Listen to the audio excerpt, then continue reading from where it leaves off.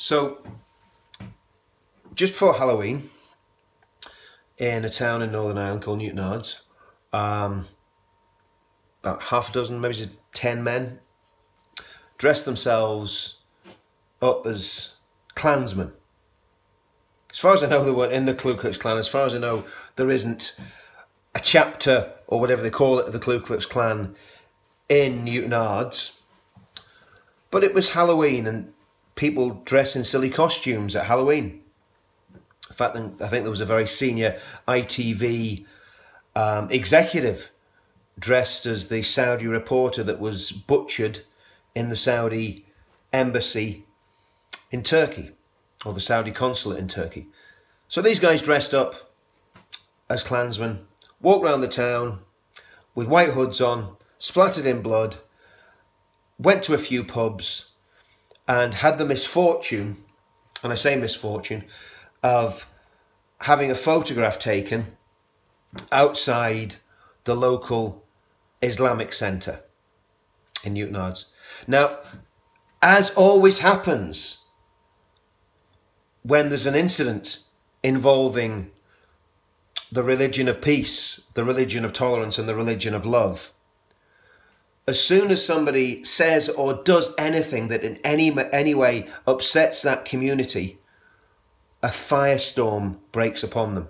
And in Northern Ireland, we've seen this before. We saw it in the case of Pastor McConnell. In Northern Ireland, that firestorm comes from the BBC, the Belfast Telegraph, a certain individual from the Belfast Islamic Centre. And this individual described Mosul, at the height of ISIS's reign in Mosul, described Mosul as the most peaceful city on earth. And of course it was peaceful, because the only people left alive in Mosul were ISIS. Same individual on UTV a couple of years ago made statements that, in my opinion, seemed to justify attacks on Israeli soldiers by Hamas.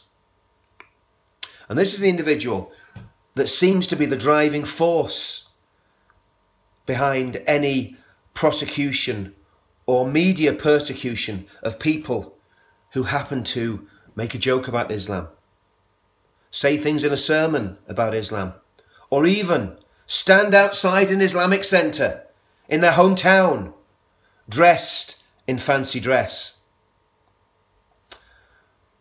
Now, I heard yesterday, and that's the reason I'm making this video, I heard yesterday that two of the men that were in fancy dress, that went to a fancy dress party in Newtonards, have been arrested.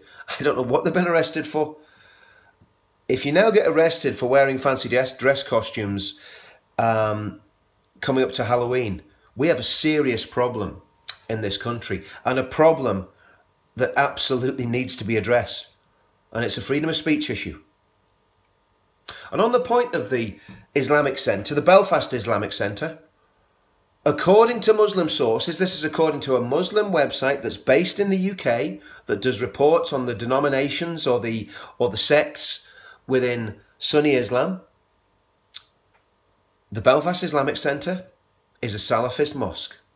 Salafism is the most extreme and intolerant form of Sunni Islam on the planet, apart from possibly Deobandism. So the Belfast Islamic Centre, according to Muslim sources, is a Salafist mosque. So much for love, tolerance, and mutual respect. The mosque in Newtonards, or the prayer centre in Newtonards, according to this same source, is a Deobandi mosque. Who are the Deobandi? The Deobandi are the religious ideologues behind the Taliban. Many, many thousands of young men from the madrasas in the northwest frontier in Pakistan crossed the border in the past 30 years to fight first against the Russians, then to join the Taliban, and then to fight against the Americans and British. But not only to fight, to impose and enforce the most extreme and violent form of Sharia law possibly ever seen on the planet. And yet, the people who are questioned, the people who are dragged in by the local police, are not the Deobandi clerics, Not the Salafist apologists, but young men out for a night out to celebrate Halloween. To me, there is something very, very badly wrong with our society when this is taking place right under our noses. And what do? We do and we say nothing because it's expedient to stay silent and not put your head above the parapet. Well, my head's above the parapet. It's wrong to arrest people. If that's happened, it's wrong to arrest people for dressing in fancy dress. And we need to very, very closely scrutinise and understand who runs the mosques in Northern Ireland. Are they tolerant? Are they liberal? Or are they something more sinister? It's up to you to decide.